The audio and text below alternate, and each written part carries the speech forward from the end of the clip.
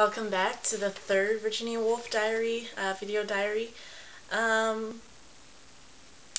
I'd like to take us all the way up through 1917 and a little bit at the beginning of 1918. Virginia Woolf's 1918. Some interesting things going on. Leonard got out of serving the army on account of having to take care of his sick wife. She really couldn't be without him. I think it would have been the death of her if he had to go. Also, the Wolves started a printing press, Hogarth Press.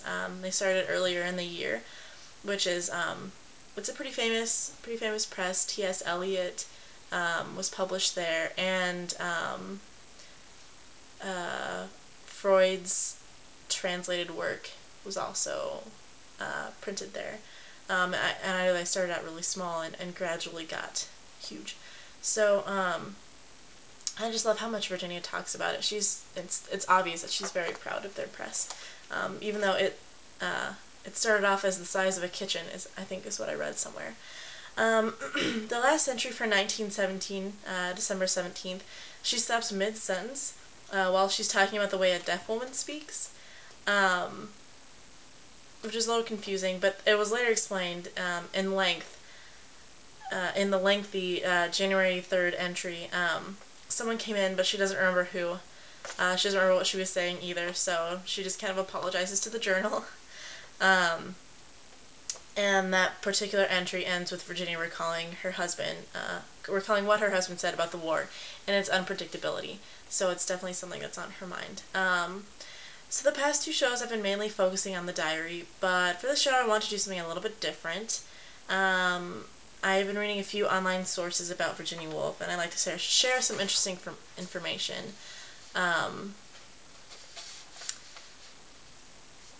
But there's not a whole lot of information concerning Virginia Woolf for 1917, except for the fact that they got Hogarth Press, so we're going to be backtracking a little bit. Her first published novel came out in 1915. I believe during that episode that where she wasn't able to write in her diary at all, that I explained in the second episode. That is a bit unfortunate. I would have liked to read about her thoughts and feelings on the novel, but that's just kind of the way things go. Also, a little bit of insight on why Virginia Woolf's a little bit off. I guess her half-brother sexually abused her as a child. I really had no idea, but I guess she discusses it in her novel Sketch of the Past. I haven't read it. But this is really disturbing news to me. I think being sexually abused by anyone is unimaginable, but your half-brother, that's really awful. So I can kind of understand why she would have so many issues that she does. Some other background information: her father died in 1904. I know she was very close to him. He taught her, well, he homeschooled her.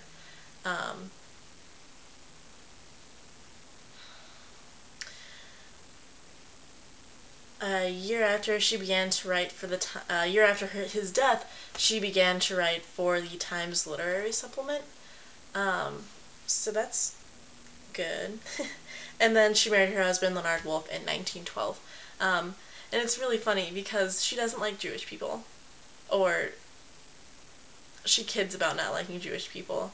But I guess Leonard is the exception because he is Jewish. Well, today's show was pretty short. I apologize. But stay tuned for the next one. Oh, and for citation reasons, I'm just going to mention where I got my information. www.kirjasto.sci.fi, and also wikipedia.org. Great sources. Well, thanks, and I'll see you next time.